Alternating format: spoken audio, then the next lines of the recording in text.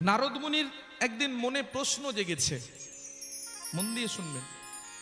নারদ মুনির মনে একদিন প্রশ্ন জেগেছে, ভোলানাথ যে পঞ্চমুণ্ডির আসনের উপর বসে থাকে,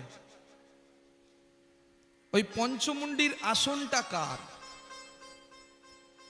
আমাকে জানতে হবে। ভোলানাথ যে আসনে বসে থাকে, সামনে 5টা মাথা আছে, ওই পঞ্চমুণ্ডির আসনটা কার আমাকে জানতে হবে। এই চিন্তা করে নারদ মুনি করেছে কি, গুটি গুটি গুটি গুটি পায়ে একদম মা ভবানী, মা দুর্গার কাছে গিয়ে উপস্থিত। জয় মা, গিয়ে উপস্থিত। জয় মা, জয় মা। কি ব্যাপার নারদ, তুমি এমন সময় আমার কাছে কেন? বলে, মা আমি একটা জিনিস তোমার কাছে শুনতে চাই। কি শুনতে চাও? বলে, মা ভোলানাথ যে পঞ্চমুণ্ডির আসনটার উপরে বসে থাকে, ওই 5টা মাথা কার আমি একটু শুনতে চাই। যেই না কথাটা বলেছে যে ওই পঞ্চমুণ্ডির আসনের উপর বসে থাকে 5টা মাথা কার আমি একটু শুনতে চাই, সঙ্গে সঙ্গে মা আদিশক্তি, মা দুর্গা বলে বসলেন, নারদ আমি জানি না।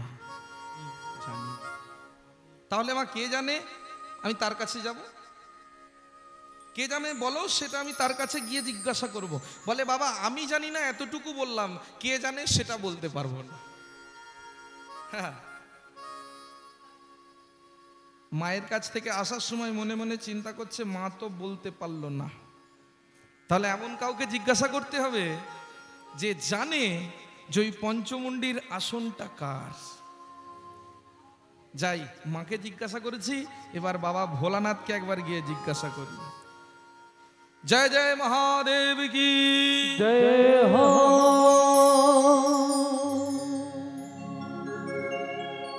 জয় হো মহাদেব কি। আরে নারদ মুনি, তুমি এমন সময় এখানে, কি ব্যাপার? বলে, প্রভু আমি জানতে এসেছি, তুমি যে পঞ্চমুণ্ডির আসনটার উপরে বসে ভগবানের নাম করো, ভগবানকে জপ করো, সেই আসনটা কার আমি একটু জানতে এসেছি। যেই না বলেছে, সঙ্গে সঙ্গে মনে মনে ভাবছে, ভোলানাথ এত সহজে বলবে না, এত সহজে ভোলানাথ বলবে না। প্রভু বলবেন এই পঞ্চমুণ্ডির আসনটা কার? বলে, তোমার এখনো স্মৃতি আসেনি যে আসনটা কার সেটা জানবে, আর যে আসনে আমি বসে ভগবানের নাম করছি, এই আসনটা কেন আমার কাছে সেটা শোনার মতো তোমার এখনো বয়স হয়নি। যাও, চলে যাও। নারদকে যেই না বলেছে আমি বলবো না, নারদ মনে মনে ভাবছে, হ্যাঁ আমি ফিরে চলে এলাম, আমাকে বললে না, আমি শুনে ছাড়বো, না শুনে যাব না। আবার মায়ের কাছে গেছে, ও মা জানো আমি সন্ধান পেয়েছি, আসনটা কার। কার সন্ধান পেলি? বলে, মা কার আসনটা জানো? ও মা ওই পঞ্চমুণ্ডির আসনটার অন্য কারো না, ওই পঞ্চমুণ্ডির আসনটা হলো ভোলানাথের আরো 5টা গার্লফ্রেন্ডের। ভোলানাথের আরো 5টা গার্লফ্রেন্ডের আসন, ওই 5 জনকে এখনো ভুলতে পারেনি, তাই তোমার কাছে তাদের মাথাটা নিয়ে বসে এক মনে তাদেরকে ডাকে, এক মনে তাদের স্মরণ করে মাঝে মধ্যে। এবার মা একবার ভেবে দেখুন তো, যদি কারো স্বামীর কাছে গিয়ে বলে তোমাকে ছেড়ে দিয়ে অন্য মেয়ের চিন্তা করে, নিতাই গৌর হরি বল। মা বলে, আজ ভোলানাথের একদিন কি আমার একদিন। ভোলানাথ কিছুক্ষণ নামটা বিরতি রেখে ত্রিশূলটা হাতে নিয়ে আপন মনে, যখন আপন মনে আসতে শুরু করেছে, আস্তে আস্তে আস্তে আস্তে যখন এসে পৌঁছেছে মা দুর্গার কাছে, মা দুর্গার কাছে যেই না এসে পৌঁছেছে, সঙ্গে সঙ্গে মা আদিশক্তি বলে বসলেন, আমার কাছে কেন? যে 5 জনের কথা চিন্তা করো সেই 5 জনের কাছে যাও, আজ থেকে আমার কাছে তোমার কোনো ঠাঁই নাই। ভোলানাথ বলে, আমি আবার কার চিন্তা করি? কেন? তোমার আরো 5 জন মেয়ের সঙ্গে সম্পর্ক আছে, তুমি তাদের কথা চিন্তা করো। ও দুর্গা, এ কথা তোমায় কে বললো যে আমার আরো 5টা মেয়ের সঙ্গে সম্পর্ক আছে? কেন নারদ? আপনি যখন ওখানে বসে এক মনে জপ করছিলেন, তখন নারদ এসে বলে গেল যে ওই 5টা মাথা আর কারো মাথা না, ওই 5টা মাথা আপনার আরো 5টা যে নারীর সঙ্গে সম্পর্ক রেখেছেন তাদের মাথা। তাহলে আপনি আমার কাছে এসেছেন কেন? বলে দুর্গা শোনো শোনো শোনো, এই 5টা মাথা আর অন্য কারো মাথা না, এই 5টা মাথা হলো তোমার মাথা, তোমার মাথা। এই 5টা তোমার, অন্য কারো না। 5টা মাথা যদি আমার হয়, আমি জীবিত কি করে? বলে এটাই কারণ। আমি তত্ত্ব জানি, আমি তত্ত্বজ্ঞ ব্যক্তি, আমার মৃত্যু হয়নি। আর তুমি তত্ত্ব জানো না, তাই তোমাকে বারবার মৃত্যুবরণ করতে হয়েছে। আর যেবার মৃত্যু বরণ করেছো, আমি ততবার তোমার মাথাটাকে নিয়ে আমার ঠিক সামনে রেখে দিয়েছি। আজ পর্যন্ত তোমার 5 বার জন্ম হয়েছে, আর এই 5 বার আমি তোমার 5টা মাথা নিয়ে মুখের সামনে রেখে দিয়েছি। কেন জানো? শিব আর শক্তি দুজন না। শিব শক্তিকে ছাড়া থাকতে পারে না। তুমি শক্তি, আমি শিব, আমি তোমাকে ছাড়া থাকতে পারবো না। তা প্রভু, আমার মৃত্যু হলো, আপনার মৃত্যু হলো না কেন? আমাকে বলুন কেন? বললাম আমি তত্ত্ব জানি, তুমি তত্ত্ব জানো না। সেই তত্ত্ব আমিও জানতে চাই, আমাকে জানান। কি এমন তত্ত্ব যে কারণে আমার মৃত্যু হয়েছে, আপনার মৃত্যু হয়নি? সেই তত্ত্ব আমাকে শ্রবণ করান, আমি সেই তত্ত্ব শুনতে চাই, সেই তত্ত্ব আমি জানতে চাই। এই কথা? বেশ, শোনো তবে সে তত্ত্ব। তবে এখানে বলবো না, চলো আমার সঙ্গে চলো।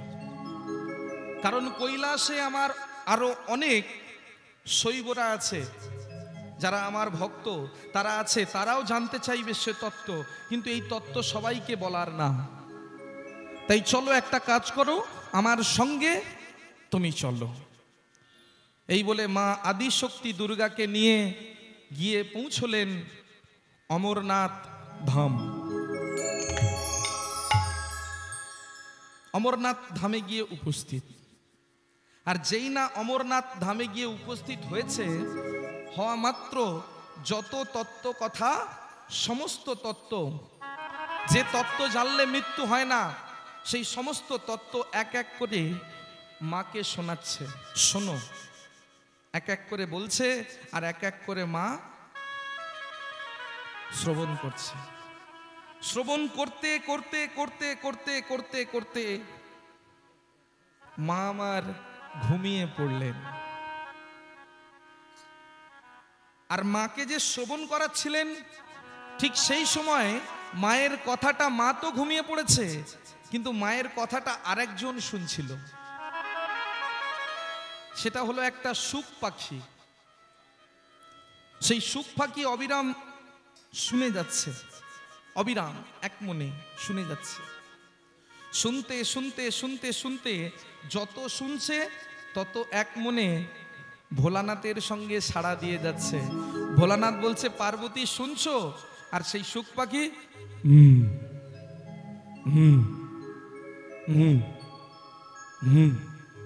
অবিরাম বলে যাচ্ছে।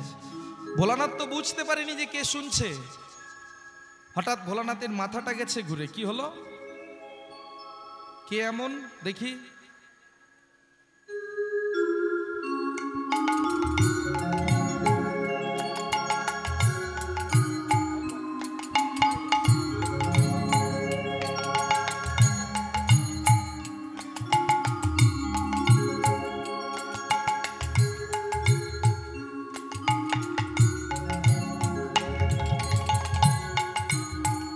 হ্যালো হ্যালো, শ্রী শ্রী আনন্দময়ী কালীমাতা সংস্থার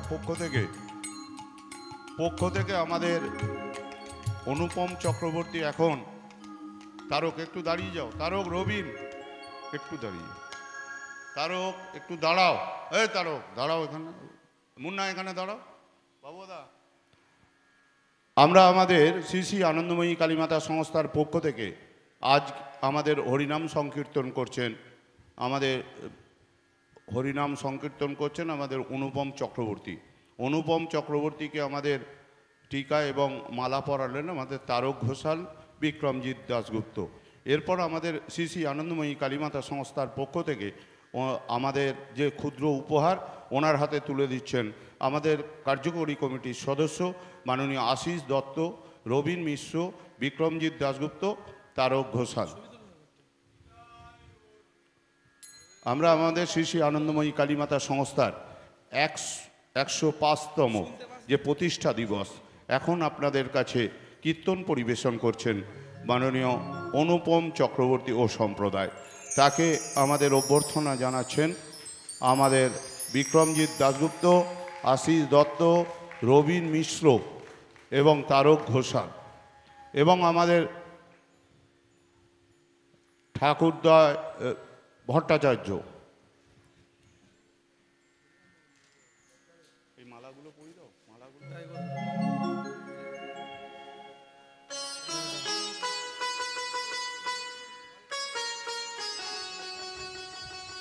আমরা আমাদের কীর্তনে ফিরে যাচ্ছি।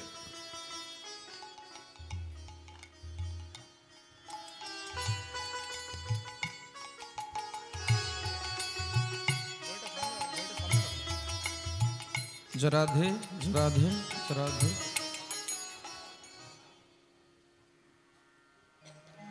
হরে কৃষ্ণ, জনিতাই জনিতাই রাধে। আস্তে আস্তে কথা কম। মা এক এক করে শুনতে শুনতে ঘুমিয়ে পড়লেন, আর সেই সুখ পাখি এক এক করে মায়ের কথায় সাড়া দিতে লাগলেন। মা আর শুনছে না, শুনছে ওই সুখ পাখি। শুনতে শুনতে শুনতে শুনতে ভোলানাথের যখন ধ্যান ভঙ্গ হয়েছে, তত্ত্ব বলা সম্পূর্ণ হয়েছে, হঠাৎ নেত্র উন্মোচন করে দেখছেন সামনে মা দুর্গা অবিরাম ঘুমিয়ে যাচ্ছে। আর সেই মায়ের কথা, মাকে যেগুলো বলছিল সেই মায়ের কথাগুলো শ্রবণ করছে আর অন্য কেউ না, এক সুখ পাখি। ভোলানাথের দেরি করলেন না, হাতে ত্রিশূল নিয়ে ওই সুখকে অনুসরণ করে ছুটতে শুরু করলেন। আর যেই না ছুটতে শুরু করেছে, সুখ পাখি মনে মনে ভাবছে ভোলানাথ আজকে যদি আমায় আঘাত করে, আমার দেহ থেকে প্রাণ বেরিয়ে যাবে, আমার মৃত্যুবরণ হবে। দেরি করব না, একটা উপায় কি, এই দেহ খোলসটাকে ছেড়ে ফেলতে হবে। এই বলে নিজের দেহটাকে ছেড়ে ফেলে দেহ খোলসটাকে বাদ দিয়ে শুধু আত্মাটা নিয়ে উড়তে শুরু করলেন। আর ভোলানাথ ওই আত্মার পিছু পিছু ছুটতে শুরু করেছে। যখন আত্মার পিছু পিছু ছুটতে শুরু করেছে, ছুটতে ছুটতে ছুটতে ছুটতে সেই সুখ পাখির আত্মা ব্যাসদেব মুনির পত্নী। কে এই ব্যাসদেব মুনি? হিন্দু ধর্মের 18টা পুরাণ, অষ্টাদশ পুরাণ, এই 18টা পুরাণ যিনি লিখেছেন তার নাম ব্যাসদেব মুনি। সেই ব্যাসদেব মুনির স্ত্রী এক মনে প্রভুর নাম করছিলেন। আর সেই সময় ওই সুখ পাখি গিয়ে আত্মাটা মুখবিবর দিয়ে উদরে প্রবেশ করলো। যেই না উদরে প্রবেশ করেছে, ভোলানাথ ত্রিশূলটা নিয়ে ওই আশ্রমের বাইরে দাঁড়িয়ে পড়েছে। আর যেই না আশ্রমের বাইরে ত্রিশূল নিয়ে দাঁড়িয়েছে, মনে মনে ভাবছে ত্রিশূলটা ছুঁড়বো, হঠাৎ ব্যাসদেব মুনি এসে উপস্থিত হলেন। দেবাতিদেব মহাদেব, আপনি আমার আশ্রমে? বলে একটা সুখ পাখি ছুটতে ছুটতে এসেছে, তোমার স্ত্রীর গর্ভে প্রবেশ করেছে, ওকে আমি বধ করব বলে এসেছি। বাহ ভোলানাথ, আপনি এত ভুল করছেন। একটু ভেবে দেখুন, আপনার মুখ থেকে যে তত্ত্ব শুনেছে, আপনি তাকে মারতে পারবেন? ভোলানাথ, আপনার মুখ থেকে যে তত্ত্ব শুনে ছুটে এসেছে, আপনি তাকে মারতে পারবেন? পারবেন না। তাই আমার ছেলেকে, যে আমার স্ত্রীর গর্ভে প্রবেশ করেছে, ও আমার পুত্র রূপে জন্ম নেবে, আমার পুত্রকে আপনি আশীর্বাদ করে যান। যেই না বলেছে, সঙ্গে সঙ্গে ভোলানাথ আশীর্বাদ করলেন, আমি আশীর্বাদ করলাম তোমার পুত্রকে, তোমার পুত্র হবে একজন ত্রিকালজ্ঞ মুনি। ত্রিকালজ্ঞ মুনি, যে ত্রিকাল দর্শন করতে পারবে, তিনটে কাল দেখতে পাবে। শুধু তাই না, তোমার পুত্র হবে একজন নিষ্ঠাবান ব্রাহ্মণ, আর তোমার পুত্র হবে সর্বপ্রথম হরিনাম সংকীর্তনের প্রচারক। কিছুদিন পর মাতৃগর্ভ থেকে জন্ম নিলেন। আস্তে মা, এই জায়গাটা একটু মন দিয়ে শুনবেন। কিছুদিন পর সুখদেব গোস্বামী মাতৃগর্ভ থেকে জন্ম নিয়েছে। আর যেই না জন্ম নিয়েছে, মাতৃগর্ভ থেকে জন্ম নেবার পর ছেলেরা মামা বলে ডাকে না? কখনো ডাকুক না ডাকুক, ওই সময় অন্তত ডাকে মামা বলে 3 বার, তাই তো? কিন্তু মাতৃগর্ভ থেকে জন্ম নিয়েছে যখন, তখন আর মা বলে ডাকেনি। কি করছে জানেন? নিজের হাত দিয়ে নিজের মায়ের নাড়িটাকে ছিঁড়েছে। মায়ের নাড়িটাকে ছিঁড়ে পৈতের মতো পড়েছে, যেমন পৈতে পড়ে ব্রাহ্মণরা, সেরকম পৈতের মতো পড়েছে। আর পৈতের মতো পড়ে হাঁটতে হাঁটতে যাচ্ছে। জন্ম নিয়ে দূরে দাঁড়িয়ে ব্যাসদেব মুনি চিৎকার করে বলছেন, ওরে বাবা, ওরে বাবা, তুই তো এই জন্ম নিলি, যাচ্ছিস কোথায়? বাবা দাঁড়িয়ে যা, বাবা দাঁড়িয়ে যা, একবার বাবা মা বলে ডাক। বলে না না না না না, যদি একবার আমি আপনাদের দুজনকে কোনো সম্পর্কে জড়িয়ে ফেলি, তাহলে মায়ায় আমায় জড়িয়ে ধরবে, মায়ায় আমায় জড়িয়ে ধরবে, মায়ায় আমায় জড়িয়ে ধরবে, মায়ায় আমায় জড়িয়ে ধরবে। একবার মা বলে ডাকলে মায়ায় আমায় জড়িয়ে ধরবে, আমি একবার মা বলে ডাকলে, মায়ায় আমায় জড়িয়ে ধরবে, আমি একবার বাবা বলে ডাকলে, মায়ায় আমায় জড়িয়ে ধরবে। মায়া আমায় জড়িয়ে ধরবে। কে ধরবে মা? মায়া। সকলেই জানেন মায়াটা কি, তাই না? যে মায়ার জন্যে এই দেহ থেকে আত্মাটা বেরিয়ে যাওয়ার পরেও ছটফট করে এই আত্মাটা আবার পুনরায় দেহের মধ্যে প্রবেশ করার জন্যে। যখন আমাদের মৃত্যু হয়, মৃত্যুর পর যখন আত্মাটা বেরিয়ে যায়, ছটফট করে আবার ওই শরীরে ঢুকবো। আমার মায়ার সংসার পড়ে আছে, আমার মায়ার ছেলে, আমার মায়ার মেয়ে, আমার মায়ার স্ত্রী, পুত্র, পরিবার, সমস্ত সজ্জন পড়ে আছে, আমি আবার ওই শরীরের মধ্যে প্রবেশ করব। যে মায়ার জন্যে আমি আপনাদেরকে কোনো সম্পর্কে ডাকতে পারবো না। যদি একবার সম্পর্কে ডেকে ফেলি, তাহলে মায়া আমাকে জড়িয়ে ধরবে। বেরিয়ে চলে এলেন, আস্তে বেরিয়ে এসে একটা জঙ্গলের মধ্যে প্রবেশ করলেন। আর সেই জঙ্গলে বসে বসে বসে বসে অবিরাম ভগবানকে ডাকতে শুরু করলেন। নাম কি মা? এতক্ষণ যার কথা বললাম নাম? বাহ, সুখদেব গোস্বামী মহারাজ। ব্যাসদেব মুনির পুত্র সুখদেব গোস্বামী মহারাজ, তিনি জন্ম নিলেন। ওই জঙ্গলের মধ্যে বসে বসে বসে বসে অবিরাম ডাকতে শুরু করলেন ভগবানকে, দেখা দাও, দেখা দাও, দেখা দাও।